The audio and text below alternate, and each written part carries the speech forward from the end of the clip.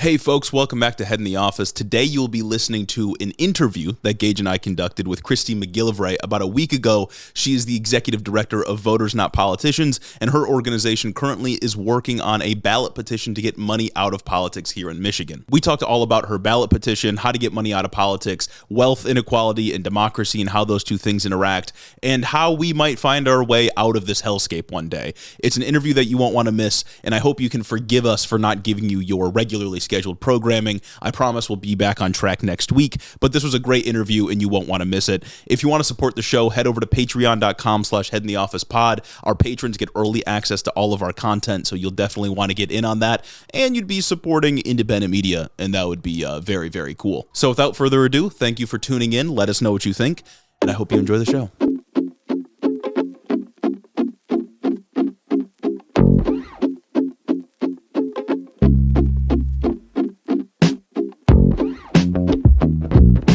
We are now happy to be joined by Christy McGillivray, the executive director of Voters Not Politicians. Thank you for coming on. Thanks for having me. Of course. Glad to be here. For being here. So give us and our audience just a brief overview of your organization, your position within it, and what you guys do. Well, I'm new. I have been on the job since July, so I like to point that out because I think Voters Not Politicians is kind of spectacular, and I cannot take much credit for what they did. But Voters Not Politicians was a completely grassroots group that organized itself in 2016 and 2017 to put a gerrymandering reform measure on the ballot directly with Michigan voters. Yep. And in 2015, the kind of powers that be in politics were like, this is too complicated. Voters are not going to be able to understand this. Nope, we're not going to do it. And Voters Not Politicians, which again started as like a group of people that didn't even know each other that were furious about the first Trump administration, they said, no, we can do something about this. So they collected hundreds of thousands of signatures with an entirely volunteer army. And everyone literally said it couldn't be done. And they did it. They got it on the ballot. They ran a campaign and it won. So we have much more fair maps now in Michigan, and politicians cannot draw electoral maps in Michigan. It has to be an independent citizens redistricting commission. So that's the origin story. Gotcha. After that, they institutionalized. Then they took on expanding voting rights. So Voters Not Politicians was a big part of getting no reason absentee voting, et cetera, et cetera. And now we're tackling money in politics. Excellent. Big problem. It's a noble cause. Really. It is. It seems like a lot of people go and say that anything that's good and would be a good change is just too complicated and people won't understand. So we should stop. Every time. But we're seeing massive change right now that nobody wants. I think we can accomplish big change. Yeah. Massive, very complicated. I'd argue overcomplicated and expensive change. Overcomplicated, unpopular, and bad change. Yeah. So let's do some good changes. So like you said, Voters Not Politicians, their main political project right now is the ballot petition called Michiganders for Money Out of Politics. Correct. Give us just a brief overview of the proposal and what it would do for Michigan. Sure. So we're part of a coalition. So it's Voters Not Politicians and Clean Water Action, Detroit Action, Moses Action, the Hip Hop Caucus, Michigan League of Conservation Voters. So it's a big coalition, which is really important. It is a nonpartisan approach to the bipartisan problem of money in politics. Mm-hmm. Real. And Voters Not Politicians is stridently nonpartisan because we think it is important for democracy to deliver for everyone, and we're not going to win over every Michigander if we don't take that approach. So everybody gets so tired of how many politicians on every side. It's damn near a cliche to hear that, oh, these guys take money, oh, these guys are bought and paid for. Right, and you talk to Republican voters, and the sad thing is they think Trump's going to fix corruption. Drain the swamp. Yep. Drain the swamp. Yep. He took so much money from the people they hate. Literally. Whatever. Anyway, so I mean, even as divisive as everything is right now, I think the fundamental difference between Republican and Democratic voters on this is, how much of Trump's lies they believe. Everyone's furious about corruption. So we're tackling corruption. And what it would do, the first question we always get is Citizens United, right? Mm-hmm. So if we're tackling money in politics and we're tackling political giving. But they're people. Didn't corporations become people in 2010? They're just like you and me. Right. Can't they just give as much as they want? So what this does is that it attacks the inherent conflict of interest in some kinds of money. So it's called a pay-to-play scheme. Mm-hmm. And the idea is that if you have a contract with the state worth lots of money, or you only exist because the state allows you to exist, like a regulated monopoly, you should not be giving money to the politicians that have a direct hand in how much money you get to make, right? Yes. Conflict of interest. So that actually stands up to Citizens United, and it has in 15 different states. Okay. So that's why we're framing it that way.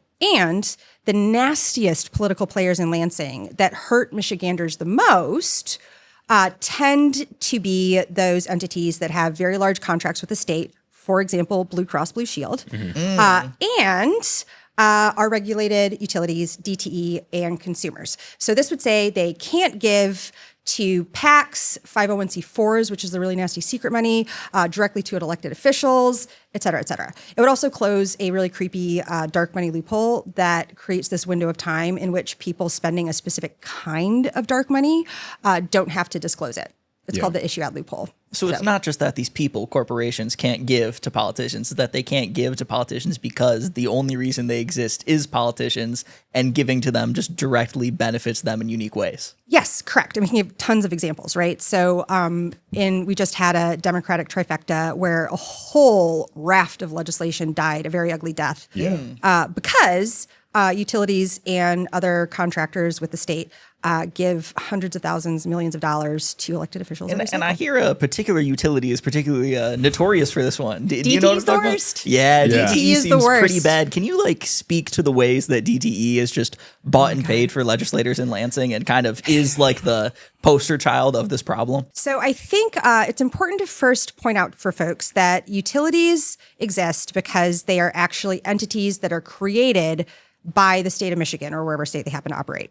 And they are or they're supposed to be heavily regulated monopolies because they have so much power, right? Like you can't go shopping for a new utility. It's not like that. So they are governed by rules that legislators pass as laws, right? They are overseen by the Michigan Public Service Commission, which is appointed by the governor. And the Public Service Commission is supposed to say, no, you can't raise everyone's rates so that people can go on more private flights around the world, which is what they do all the time. And the Attorney General is supposed to intervene on behalf of Michiganders in those cases in front of the Public Service Commission. Dana Nessel actually does a really good job of that. She does a great job representing Michiganders. She's very vocal about not taking dirty money. Yeah. So, Yeah, no, it's great. I wish there's a everybody connection to that or something. I appreciate her speaking out against DTE because basic thing. everyone hates DTE. Right. And she intervenes on our behalf all the time and is like, stop jacking up everyone's bills. Yeah. Yeah. So anyway, she's great. She also doesn't take their money. And political parties, because political parties are the farm team, right? And so if political parties are the ones recruiting candidates for office, helping set up their campaigns, blah, blah, blah, blah, blah, they tend to have a very heavy hand in the things legislators say or candidates say. And the party pipeline is a problem too. So it would ban all that money. I left out the 501c4s. Right. Okay. So Okay. DTE cannot give to the 501c4s.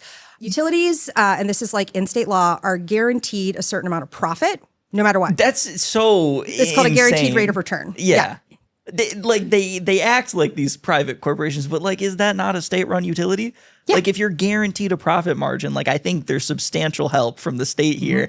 It doesn't make sense that you can buy the people that are giving you help and then we'll give you more help. They're shareholder-owned utilities that that exist because of the state. Come on. Why? What are the shareholders doing there? Where's shareholders exist? They're in making a money off shareholder of all of company? us. I should be the shareholder. I pay the bill. It could be that way. We could have public utilities. In fact, the city of Wyandotte, right down the road, has a public utility. Yeah, that'd be excellent. Insane. So we could have a public utility, and public utilities charge lower rates. They have better service. And they tend to invest a lot more in renewable energy, among many other things. They don't need to give shareholder value. Exactly. They don't have a Exactly. fiduciary responsibility to somebody who's not really doing anything. What is the role of a shareholder in a public utility when the state can step in and do that investment To instead? exploit all of us and squeeze more money out of us. It's just a middleman. The thing about this cycle that really gets me is, of course, DTE raises rates on us, right? We pay their bills. and then they use that money to then lobby the government to get more money out of us. It is an endless cycle that is between 100% correct. DTE and legislators, and we just get fucked nonstop. Absolutely. Yes, absolutely. And their lead lobbyist is a former legislator. Come on, man. Yeah, absolutely serious. And there's a revolving door in Lansing of legislators going to lobby for the corporations that give them money after they get termed out. I mean, it's absurd. I hear not Blue Cross, maybe Blue Cross does this, but DTE specifically will kill bills. Basically, Blue Cross does that too, for sure. Come on, man. Absolutely. Oh, absolutely. I mean, I was working for Sierra Club during most of the previous legislative session, and I point blank will tell you every step of the way of every piece of legislation that we were working on, which tends to affect utilities, we were told it is dead if DTE opposes you. Oh my goodness. Every step of the way. And that's because they throw their weight around. They give tons of money. I think a really good example of this is Gary Glenn. He was a Republican from, I think, the Midland area. And there have been community solar bills introduced for every legislative cycle since this was a thing, and they have always been bipartisan, right? Everyone's like, oh, nobody agrees on anything. Guess what Democrats and Republicans do actually agree on? How much monopoly utilities suck. Yeah, absolutely. Right? There are a lot of Republicans that actually hate them. Gary Glenn was one of them. And so he joined with Democrats to pass a community solar bill that basically said, if you want to do something on your property that generates electricity, you should be able to do that. Or if the neighborhood wants to do that, you should be able to do that. And DTE and consumers got together and targeted him. Oh my God. They made it very well known that they had targeted him.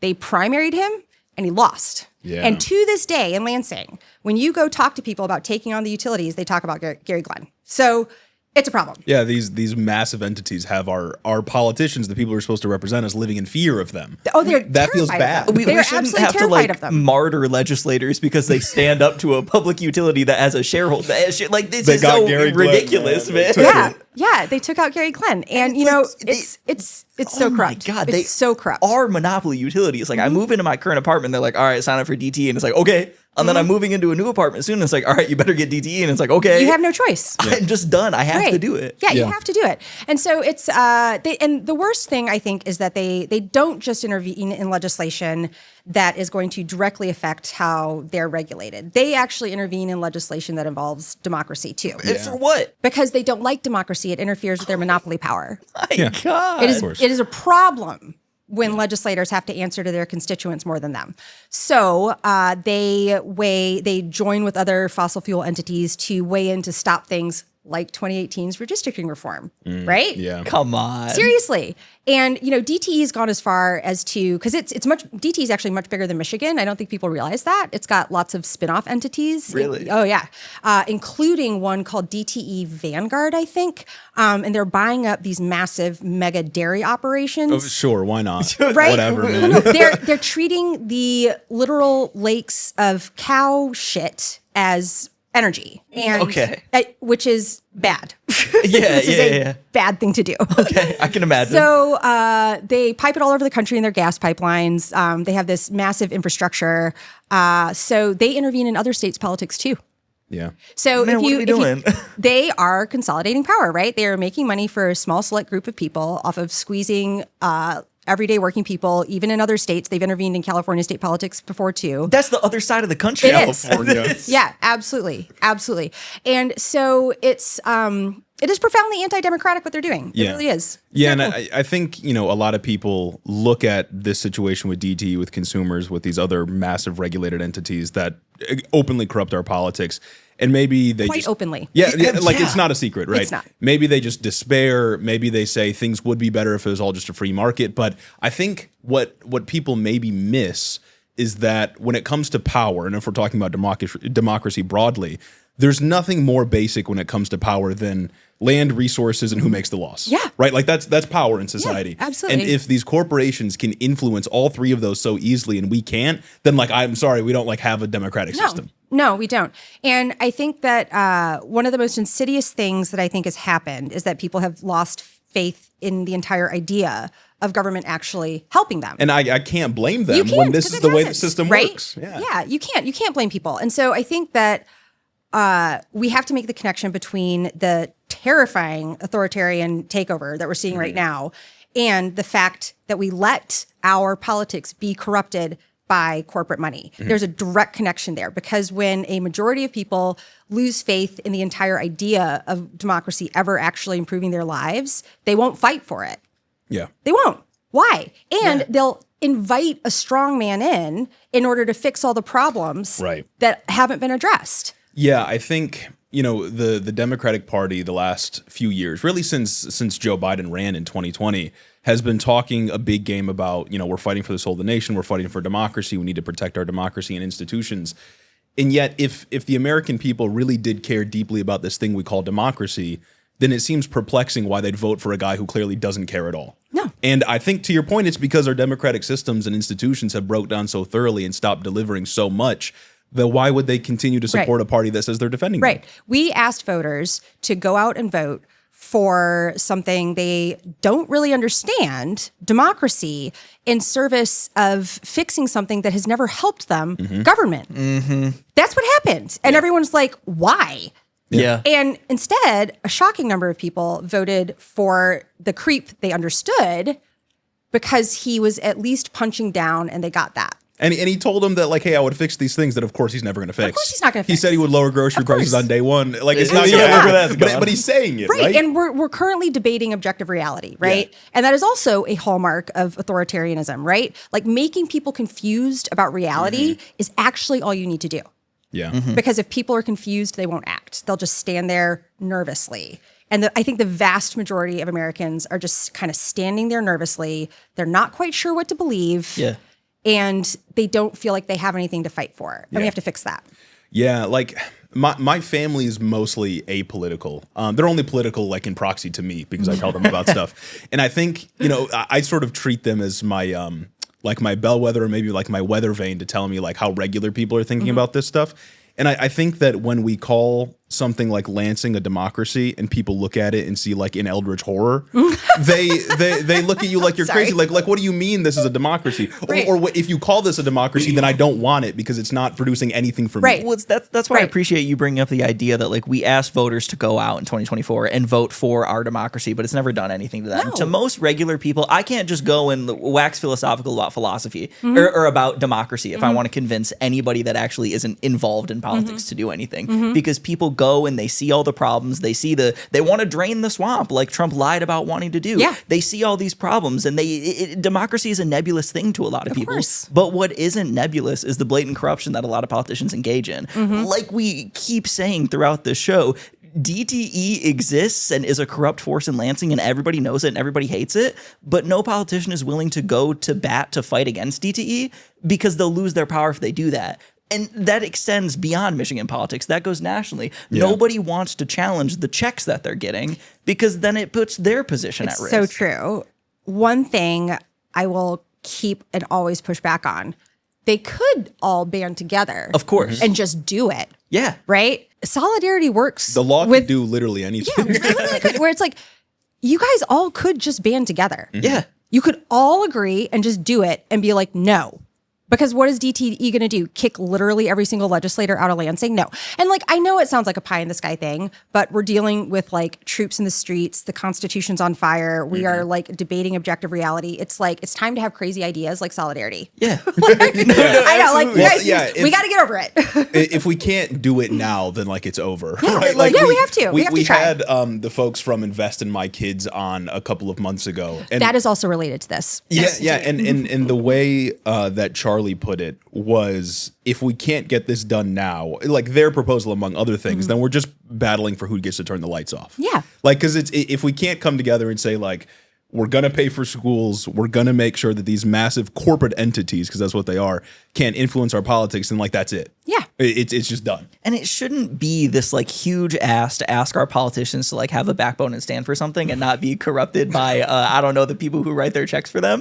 That's so insane. How do I have a chance as somebody who votes for somebody if I only have my one vote? It doesn't work. You can't have a society, and that's why groups like Voters Not Politicians and things like this ballot initiative are so important, because when these people don't want to go and get out there and actually represent us, we have to do it ourselves. We do. And I think that that's something there's this weird thing that we have to do when we're thinking about democracy now. And I think it's like we're all waiting for like the leader to emerge that is everyone's going to rally around to like fix this stuff. And like everyone's like, oh, is it going to be Zoran? Is it going to be Chris Murphy? Everyone forgot about Chris Murphy, but you know, like we're going to put whoever, all right? homeless people in a wood chipper. Ridiculous. So, so that I don't think that I'm not like floored by any amazing leaders out there right now. Yeah. And I actually think that's okay. Because, hear me out, I think waiting for leaders to save us is also actually profoundly anti-democratic. I think so too, yeah. Of course. And I think what we have to remind, like, you know, hundreds of millions of Americans of right now is that we actually are the government. We are. Yeah. And everyone needs to like own that in like a really deep way and stand in solidarity with everyone who is furious about all these abuses of power and take it back. Leaders aren't going to save us. We're going to save us. Yeah. Yeah, I think so too. And that's not bad. That's It's like, good. what the core part of democracy is one person, one vote. Obviously, like we have one person, one vote when we go and we do elections and whatnot, even though some people's votes matter more than mine because they have more money than me. But when we have a ballot petition, that truly is you get out there and you vote for the thing that you want and you give your signature. You give your signature, which is giving your vote, and you get this thing on the ballot, and then you actually go and vote for it in November or whenever it happens. And you get the change that you wanted to see that you and your peers brought up in a grassroots manner. Exactly. Yeah, exactly. Yeah. And even in the past, when we had like so-called great leaders that went and ushered things forward, they never did it on their own. No, and never. oftentimes they were dragged kicking and screaming to actually doing the right thing. Oh, absolutely. Like Lyndon Johnson didn't give a shit about the Civil Rights Act. Every time. Every time. And that's democracy. Absolutely. And it is. And I think that like we teach history all wrong, right? Yeah. And I think that if we did a better job of teaching history, one, people would understand how close we've come to this in the past. And two, they would understand that it was never anyone in office that like deigned to make something happen. It was like decades of organizing and social movements. Yep. It was like material forces that pushed them to do certain things, not Right. just like dudes who had an idea. Yeah, absolutely. Like we don't have an 8-hour workday because, you know, billionaires were like, I think my employees should work less. Like I would like everyone to be a little more relaxed. Yeah. And I think that's another reason that people struggle to like conceptualize with this thing we call democracy, especially when they hear politicians talk about it, because the only time they really interface with democracy as an institution is like once every 2 years, mostly once every 4 years for most people. But in every other part of their lives, there is no democracy, especially in the workplace where they have basically no control over anything that they do. So I think Unless they have a union. Well, I mean, but even if they have a union, they're kind of in a constant struggle against their employer for, you know, trying to rake concessions out of them. So I think for the future, what I would like to see out of people that are, you know, running and trying to capture power is really conceptualizing of democracy in a different way. Because like liberal democracy, for all its flaws, is better than what most people had for all of human history. Oh, absolutely. And like this isn't the norm, right? Like most people lived under authoritarian dictatorships for like most of human history. This is an exception for all intents and purposes. And I think it takes a great amount of hubris to think it couldn't go away. Yeah. That we couldn't backslide. Well, Americans are good at hubris. Yeah. Real. American exceptionalism. So and here's my whatnot. question for you guys. I've actually been like doing a survey. Obviously, I agree with everything that you've said. What would democracy look like for you if it was actually working, not just voting?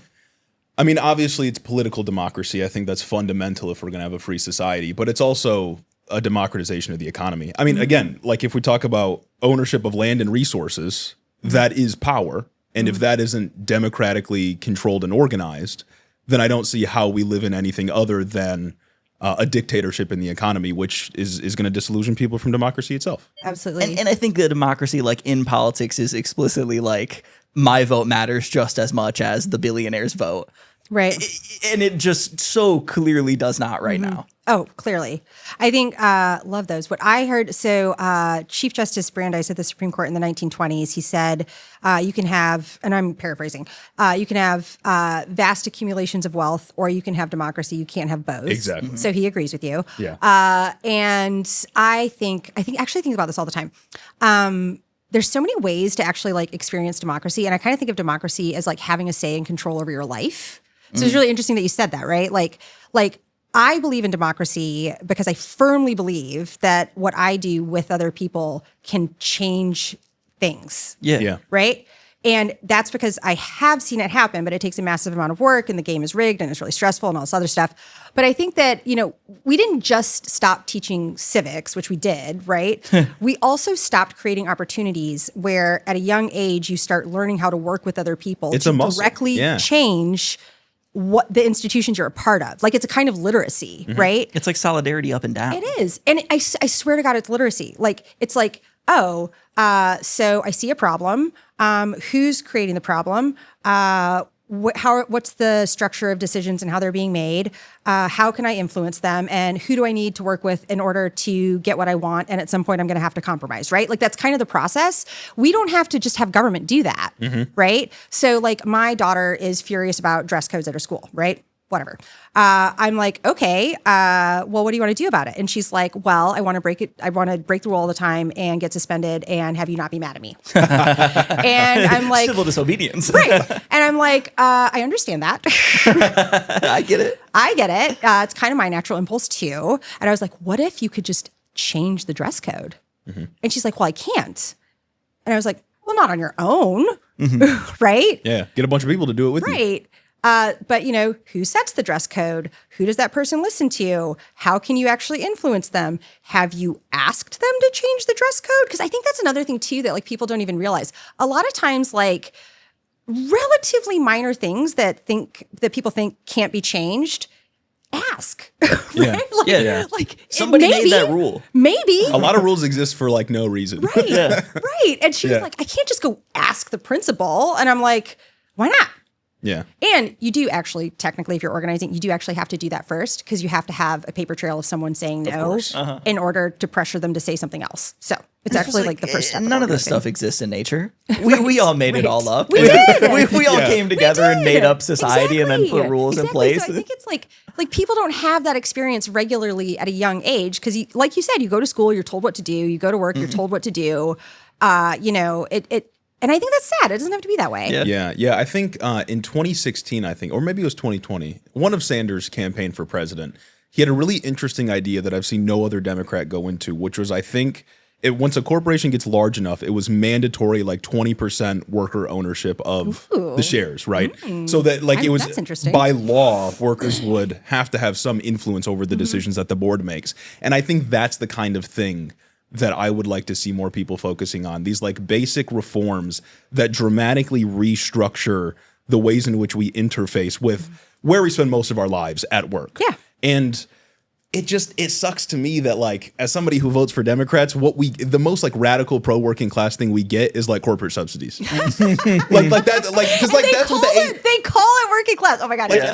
Job creation. I'm just kidding. I'm sorry. Go wash my mouth out. I'm glad the ACA exists. Yeah. But it is just corporate subsidies for the most part. I have a question about this. So like the game plan on the Democratic side is to talk about healthcare all the time because people really need it and they're really stressed out about it. And the federal government's going to mess everything up, right? I do understand that. However, our healthcare system is not that great.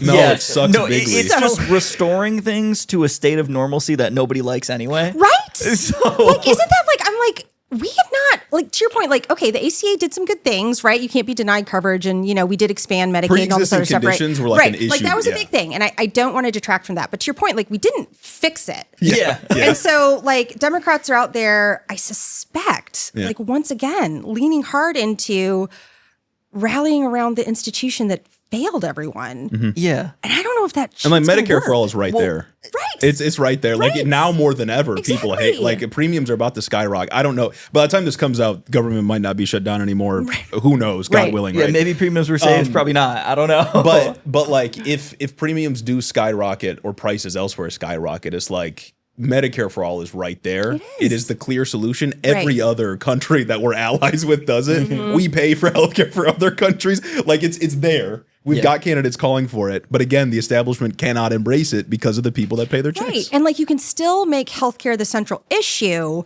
and say, we're going to do Medicare for all, but they're not saying that. No. And so I worry about that. Me too. And I think I've heard a few elected officials make the direct connection between you are losing your health care because they are giving billions and billions of dollars to billionaires, right? Yeah. Like some of them are saying that. but a lot of them are not explicitly making that connection. And I think that's really dangerous, which is why I think we have to do these petitions to get money out of politics, of course, and say we have to tax the rich to pay for what we need. Because if we don't keep saying that, people aren't going to think it's possible, right? They don't understand that that's what government's supposed to do. I think some people have a bit of a misconception about taxation too. Like, yes, in part, it is so the government can redistribute resources and give them, take them from the rich and give them to the poor or whoever needs them, right? Society at large, infrastructure projects, that sort of thing. But it's also a method of limiting power. Like, by redistributing wealth, by minimizing the amount of inequality, you limit the amount that the richest people can influence democracy. And like, if we're not willing to do these very simple things, like first step, we're talking about first steps, limiting DTE's influence, first steps. If we can't do that, then like the project's done. Yeah. Like the American experiment's over after 250 years. Like, and then we're going to rebuild something better. Yeah, hopefully. Does any like individual really need more than like $99 million? Like, I don't even know if you need that much money. Like, that's an insane amount of money to have. Like, it really is. Why can Elon Musk fluctuate between the richest man in the world and not because of his shares in Tesla, and the people who like the people on the line at Tesla don't really see any of that fluctuation, It's that insane. massive fluctuation. It's I get that it's so one guy insane. versus thousands of workers, but like I feel like we should tip the scales like at least a little bit more to the side of the workers rather than allowing this one guy to amass more money than kings. Absolutely. And I think the thing that I find so heartbreaking about the situation that we're in is how clear all the warning signs were, right? Yeah. Where it's like, if anyone looks at any real historical dive into like the nastiest arrivals of authoritarian movements, it's always when democracies gridlock, when they stop delivering, when institutions and leaders and the elite capitulate, and the authoritarians grab enough power to terrify everyone else into submission. Like, that's the playbook. And the money and corruption is what grinds democracy to a halt. It is always the first step. Yeah. That's why Brandeis said what he said in the 20s. You don't even have to look that far back. Like, No. it's explicitly what happened in the Weimar Republic. Exactly. Like explicitly the post-war period decimated Germany, and then there was the rise of Nazism. Absolutely. And it's a playbook over and over and over again. And the first step of the playbook is the concentration of power, which is money. So you're absolutely right. And, Michigan went for Bernie in 2016. Yeah. Right? It'd be really great if elected officials in Michigan would treat that like the canary in the coal mine it was. Yeah. Start talking about wealth inequality. Do it. Stop it. Yeah. And instead, we like leaned into some like neoliberal playbook from the mid 90s where we're just going to give all of our taxpayer money to massive corporations and hope they do the right thing. No, guys, it's gonna trickle down. My head's exploding. It's gonna trickle down. Next up is abundance. Sorry. That's the next rebrand No, of neoliberalism. no, it's not. That is, yes, it is. You should do a whole episode on Shout that. out Ezra Klein. Shout out to No, Ezra Klein. no, shout out to Ezra Klein. No. Well, negative shout out. Anti-shout out to Ezra Klein. Ezra Klein is an enemy of the show around here. He's over here. No, I can't even. Worst His, takes in the world. No, absolutely. Yeah. Like, stop. Take his computer away. Did you see his Ta-Nehisi Coates thing too? Oh my God. Yeah, exactly. It's just everything. I was like, you should be embarrassed. He's addicted to making a point. And that's it. Like, it's not a good point. It's not a bad point. He just needs to make a point. He needs to get his fix in. It's ridiculous. And he'll go to any sort of Aaron Sorkin West so Wing brain ridiculous. rot to try and get there. Right. And it's like Aaron Sorkin's impact on liberals in this country. He should be put in front of the Hague. I remember I tried to watch The West Wing. I couldn't do it. I watched it when it first came out and I was into it. And then I tried to watch it recently and I was like, this is depressing. I was like, this is not how it works. Veep is actually a documentary in case anyone Veep is fantastic. That's what I've been hearing. It is a documentary. Yeah. The West Wing is like La La Land and not real, and Veep is a documentary. That's my 2 cents. So anyway, funny. The political satire is more accurate and closer to real life than the political drama. Probably always the show that's supposed to mimic reality. Probably always the case. Anyway, but I do want to mention the abundance thing though, because I think that that one is actually a little insidious. Because the idea and the outcome they're describing is spot on. We have enough money, right? And we should build shit fast to help people. Yeah. Totally agree. Yeah. But the subtext there is that It is environmental regulation and labor unions. Yes. Insane. They're why we can't do this. And I'm like, I'm sorry, sir. Have you ever talked to a permitting agency? Because in my experience, they blatantly suppress data and get them done as fast as possible and screw everyone over all the time. Yeah. I wish we used any of our environmental regulations. Like, are you kidding me? Yeah, Are you kidding me? Some of the health codes are like there for a reason. Right. And they're violated. we shouldn't like give somebody asthma because they live under like an underpass or something. No, like that. exactly. I don't think Yeah, an I don't overpass. think corporations should be able to dump their waste into rivers just to make it easier so to do things. I have to give a really specific example. BASF down in Wyandotte again. Anyway, so BASF down in Wyandotte, massive German chemical manufacturer. Yes, it goes back to the 1930s. Anyway, so they have a massive facility in Wyandotte.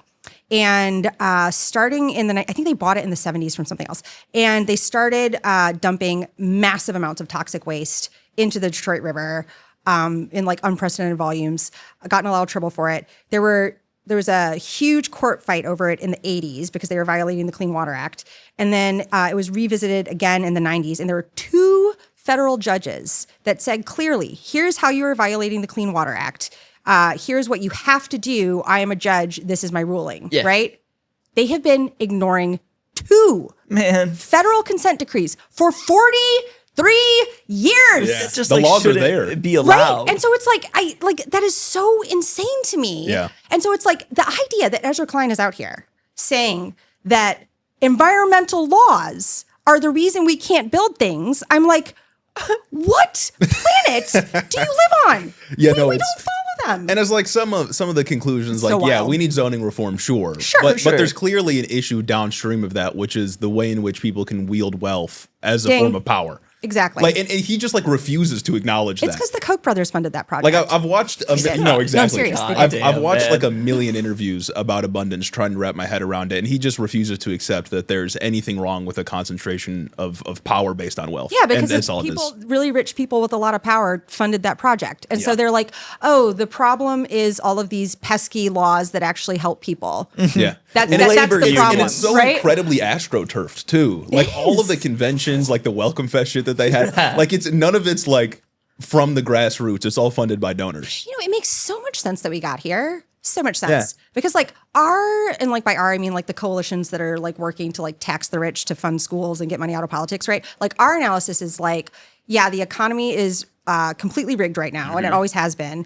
And it is making people believe that government can't ever help them because it hasn't. Yeah. And that's why we need to actually like redistribute wealth and power. So like, I think that makes sense. Ezra Klein is like, abundance, we can just do it. We just have to violate labor standards and environmental laws. Yeah. It's like, no! What if you could work for makes 16 hours a day to finish that building project so I can have another house? Yeah, if only you absurd. voted for the people who got us here, then we would be fine. Yes! Oh my God. Man, it's so crazy. It's so crazy. It's so crazy. I hate commercials. Me too. I hate listening to them.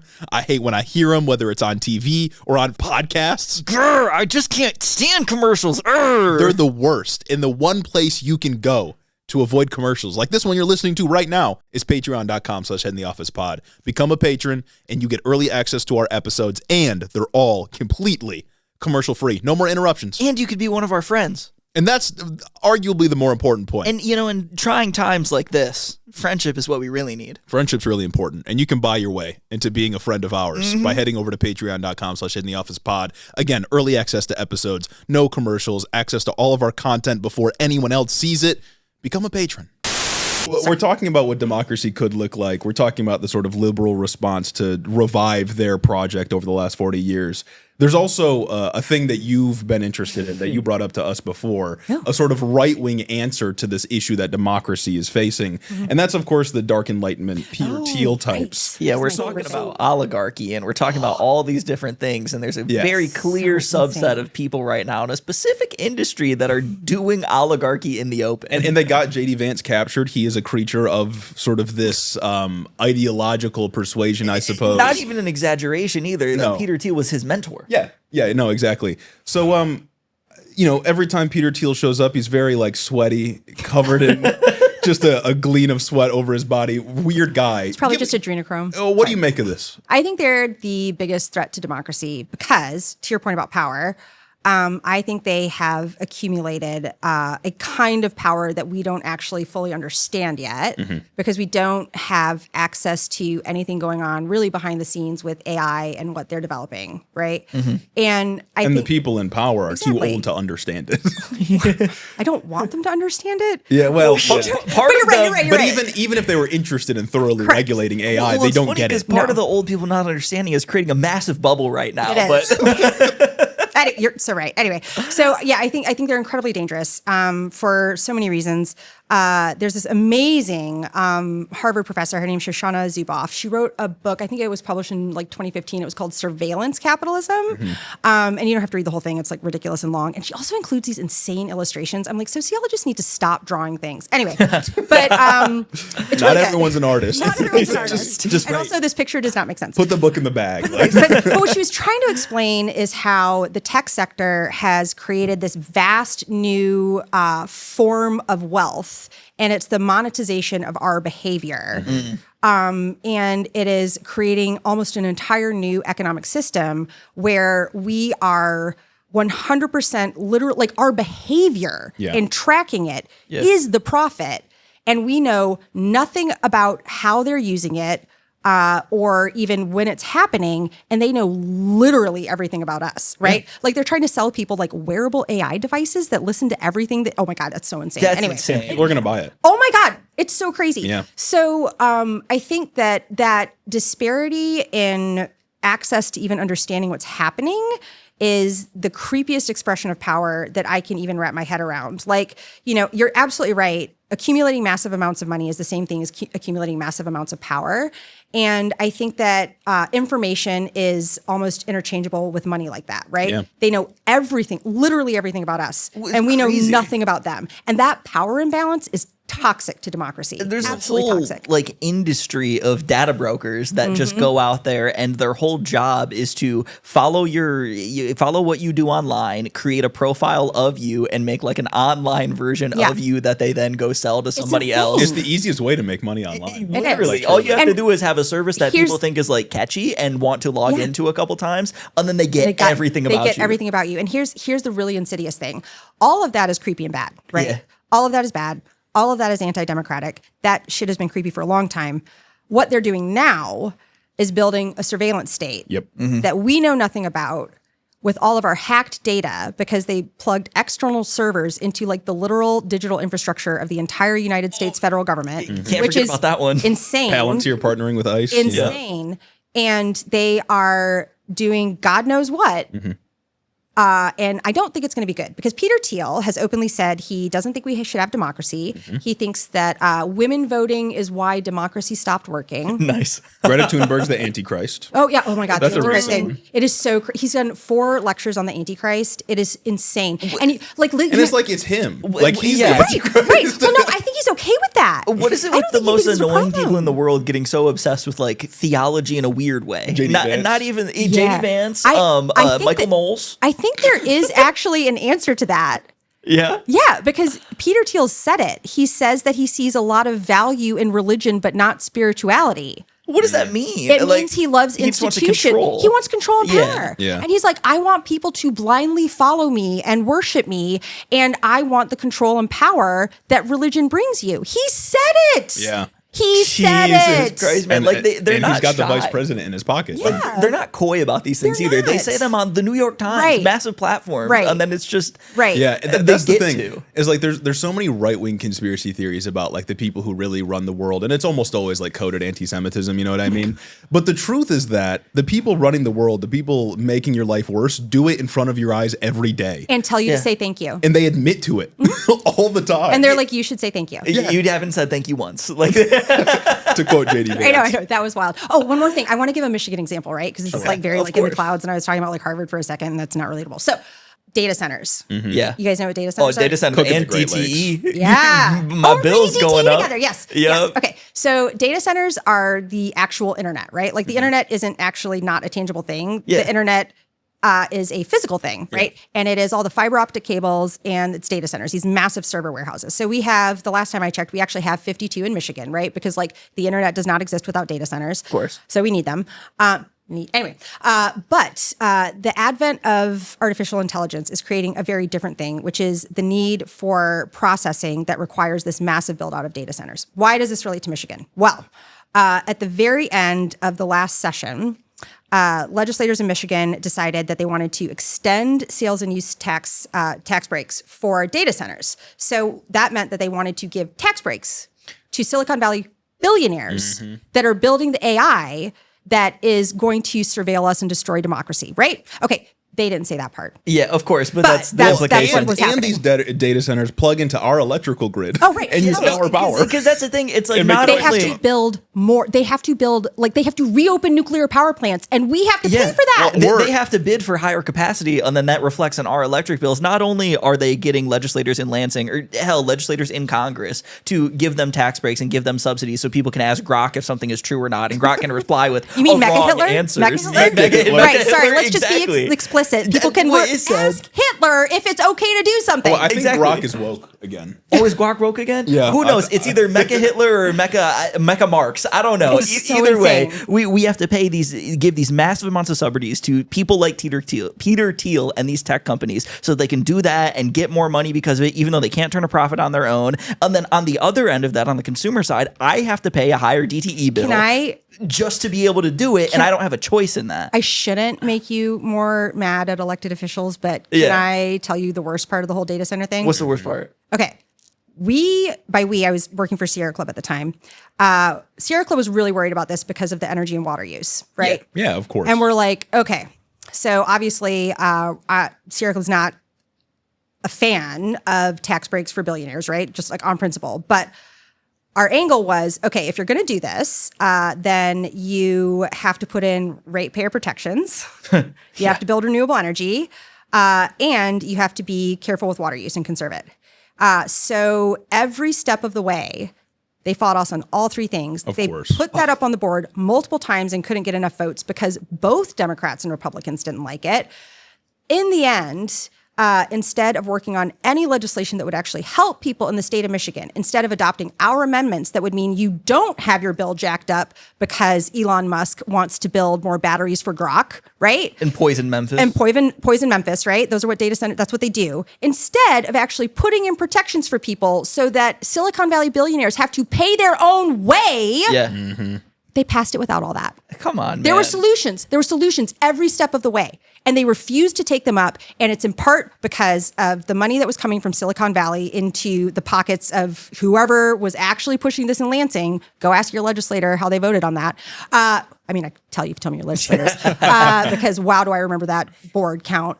But DTE weighed in because if a utility can't meet electrical demand, they can blow our renewable energy goals. And they never wanted to actually meet the renewable energy laws that we passed. And so they were thrilled to have data centers come into Michigan, ramp up the actual amount of electricity that has to be produced so they can say fuck off to our renewable energy package. So they can pass it on to me. Yeah. So they can pass the cost on to me and then just ignore a good thing. Exactly. It's so a they were double like, whammy. They were like, if we have all these tech companies coming into Michigan to build their data centers, then we don't have to actually produce renewable energy, and we can make everyone in Michigan pay for more gas plants. Dude, it's like Lex Luthor runs It DTE, is! man. Like, But there's like 100 Lex Luthors that control the entire country. and they got a board shareholder. Like, It's just a group. why? It's a group of dudes that all look the same that just So control all of everything. this comes back around, right? So you've got Yeah. like Peter Thiel giving the Antichrist lectures in like San Francisco, and like Elon Musk being like poisoning the entire city of Memphis so that he can feed Grok all the data that he stole from Washington, D.C. We have legislators in Lansing that just refuse to prioritize their constituents and actually helping people. And like, this is the thing that like, oh my God, the politics of this. They passed that shit, those tax breaks for Silicon Valley billionaires they're going to like ratchet up everyone's bills. They did that after the election that they lost because everyone's bills were too damn high. God damn, man, come on. They did it after. Like, They did it after. That was the first thing they did in Lame Duck. Come The on, first thing man. they did in Lame Duck. And then they let everything else die. And they're like, I wonder why Michiganders have lost faith in the system. Look at my opposition party, dog. And if you live in Michigan, dear listener, if you live in Michigan and you don't fuck with DTE, it should be every single listener. That's why you need to sign this petition. It's genuinely insane, dude. It's so crazy. And it's so nuts sitting with somebody who like knows how deep the corruption corruption runs, because on its face, it's so easy to hate DTE, but it just gets easier and easier and easier the more that you know. Yeah. I'm genuinely baffled by the depths of corruption here. Yeah. Oh, and the staffer, her name's Shaquille Myers, who worked for Joe Tate and when he was speaker and helped smash those crappy tax breaks for Silicon Valley billionaires through instead of anything we care about that's going to raise your bills. She, in 2025, was appointed to the Michigan Public Service Commission. Why not? Lovely. I mean, we're already this deep in the shit. You might as well, right? Man. So we've got AI cooking the Great Lakes, unregulated, just lighting them on fire. I mean, maybe we'll just fully evaporate them in like 20 years or something like that.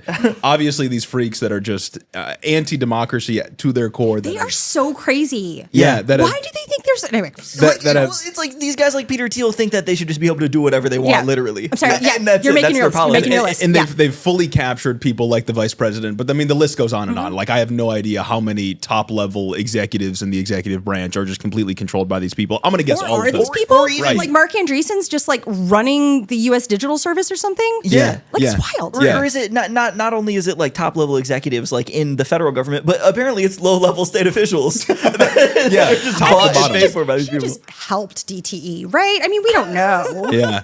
And then I saw her work in the so floor. there's just multiple levels of like corruption and harm that's being caused. And then the product that AI puts out sucks. Yeah. Like, So much. we're doing all of this. We are like destroying the future, destroying our pocketbooks, and the product is awful.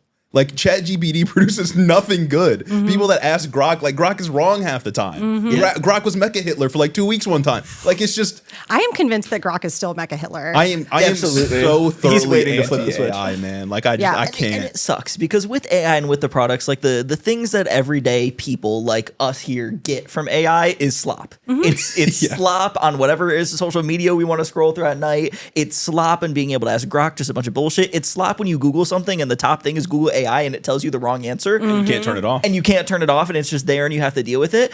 But on the other side of that, the people who actually like have power because they have so much money, the product they get from AI is mass surveillance. Like, Ding, ding, ding. come Perfect on. description. Come on, man. Perfect description. Yeah. I get shit. I get like just bullshit AI video, and they get to see my every move. And higher utility bills. Yeah.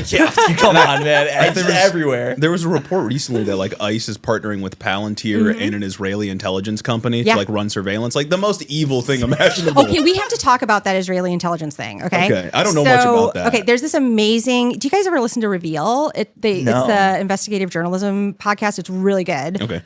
So they did a story, I want to say in 2023, about that Israeli intelligence software. And the reason that they did it was because it was being used to track journalists around the globe Oh, no. that were critical of the Israeli military. Israel tracking journalists? That's not a good thing. Around the globe. That's Well, not a good it thing. gets scarier. In 2023, how the software worked is that I think it would send a text to your phone, and you wouldn't need to click on anything or even open the text. Just your phone receiving the text put like the spyware on your phone. Dude, what the hell? I know.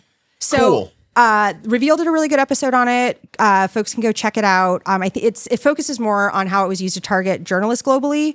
And there was another power user. Do you guys know Power User? Sounds familiar. Taylor Lenz, I think she's like a tech reporter. She did an episode on it recently that described the like actual mechanics of how the tech can just like put itself on your phone if someone texts you. So folks should check that out. And yeah, that's what Peter Thiel is working to do. So picture like the federal government has our phone numbers. Yeah. Right? Like they have our bank account numbers, right? They have everything. They assigned us a number at birth. Right. Like, Exactly. So they like literally have all numbers associated with us. They have everything they could possibly have about us. And Peter Thiel is now working with software and Palantir And to do right what? now deportations like that's just what's confirmed, Right. Like they have said publicly that they are going to use the surveillance technology to go after undocumented immigrants, and obviously when They're they going when after they say everyone. illegal immigrants, it means anybody they want, right? Yeah. So I mean, I don't know where this goes, I but know. bad. It's crazy. It's Like, bad. It is not good. The forces of evil conspiring against us as a whole. Yeah. It's not great. It's not great at all. No, it's like there's that. There's Larry Ellison buying TikTok. There's the comments that he's made about his surveillance endeavors that are just like wild. these What has he people- said? I haven't heard his comments about surveillance. Oh God, I wouldn't be able to quote it right now, but gonna go look it up. he said something along the lines of like citizens will be on their best interest because they'll always be like somebody will always be watching them. Did he say that? He said something along those lines. I have believe just you. a headline They're from so Fortune. creepy. There's a headline from Fortune I pulled up right here. Larry Ellison once predicted citizens will be on their best behavior amid constant recording. Now his company will play a key role in social media, and he's buying TikTok. Like, we're fucked. Again, people, I actually. What are you guys gonna? Because like, what are we gonna do? We don't know. I don't know. Like I don't know either, honestly. we run like, I mean, compared to everybody else, is like a tiny little podcast in the corner of the internet. And we are completely beholden to the platforms that host us. We have no ability to control what they do, and we just hope they treat us nice.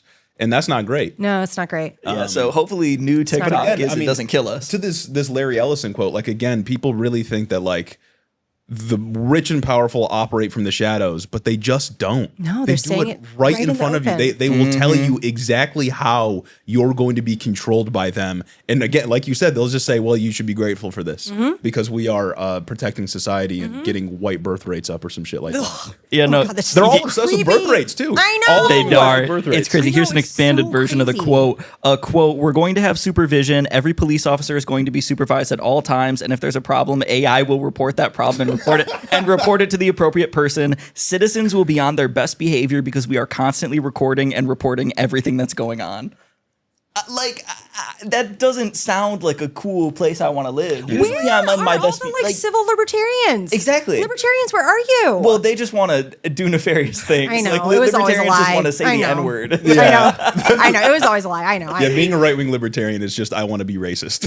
Like, Exactly. I should that's be all able to it is. say whatever That's I true. want, and only that saying They is a just couple don't like things. the Civil Rights Act. But it's just like these people are out here talking about just like an open surveillance state, and it's like, why can't like me wanting to be a good person be because I have integrity and not because I'm constantly being watched by AI? He's telling on himself so much there, right? Yeah. Like the idea that you would even suggest that the only reason people would act appropriately is because they're being watched is like, dude. Like, come on now. Yeah, exactly. What does that say I have about you? some questions. Yeah.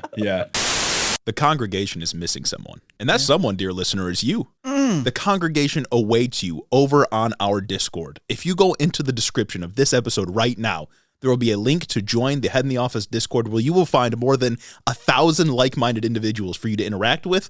And maybe most importantly, we'll be there. 1,000 members strong. It is a burgeoning community of Hiddo-heads. That's right. Ready to receive you into their arms. Make you a part of the community. Vest you as a Hiddo-head. Over on Discord, we have discussions. You can interact with other Hiddo heads, and maybe for some fun, we can do some community events. And we know that you want to be a part of that. Only available over on the official Head in the Office Discord. Michiganders for money out of politics, again, is like the most basic thing that we can do to start pushing back on the power that wealth has over state politics. And then, of course, we need to address it nationally as well, and maybe globally one day. Shit, I don't know. But like, yeah, it's the most basic thing. And I guess to sort of end off this podcast here, I would ask you if, like, what other things, let's say we get this done in 2026, what's next for reining in the power that the wealthy have? First of all, even if we win, and even if it's enforced, which I think are, we'll see, it's not going to be enough. Very different questions. Yeah. Right. Yeah. It's actually, and it's not going to be enough because of the power imbalance right now. Yeah. Right. So I think that I'm seeing all the work that we're doing is very intentional organizing and relationship building to like use our relationships with each other to weather the storm and actually do what needs to happen next. So in a perfect world, there's such overwhelming turnout in 2026 that it's a total rejection of what MAGA is doing. At least one branch of the federal government changes hands and there's accountability. And the Democratic Party realizes that it was completely complicit in how this happened and reforms. And there's, legal accountability for the people that actually participated in all of this. And we make Washington, D.C. a state. We check in with Puerto Rico. And If we're like, only. hey, Puerto Rico, like, do you want to be a state? Like, Yeah. there's some colonial history there. Don't want to assume. Huge on not wanting to assume. Maybe we should just give you your island back. Anyway, but, we deal with the Supreme Court that's totally corrupt. And like, we get the checks and balances working again. We redistribute wealth. And, we go back to some version of just normal fighting with each other. Right. Yeah. Okay. So there's that version. I don't think that's going to happen.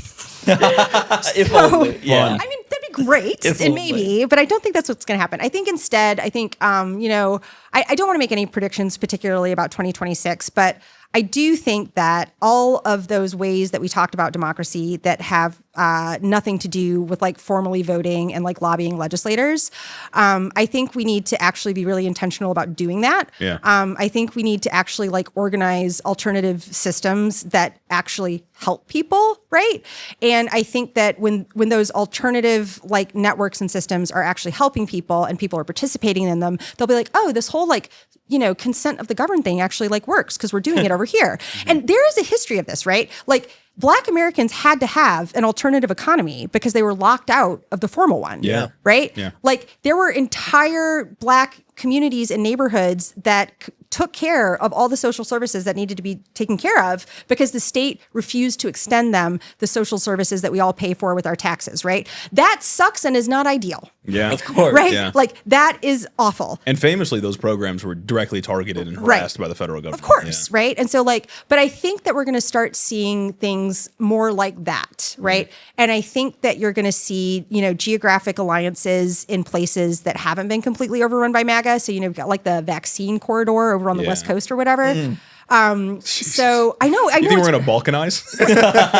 Well, Split up into a bunch of different states? I think that, the damage that's been done to the infrastructure of the federal government is absolutely, I don't think we even know the extent of it yet. Yeah. Because we can't get in there, right? Like you still have like Doge interns running around. Like, what was his name? Like Hot Pants or Big Balls? Yeah, Big that Balls. guy. Yes, sir. That guy's still fucking around. Like he hasn't left. Like what the fuck is that kid doing? Bad things. Who knows? Bad things. He's in the Social Security office Right. playing with the So, computers.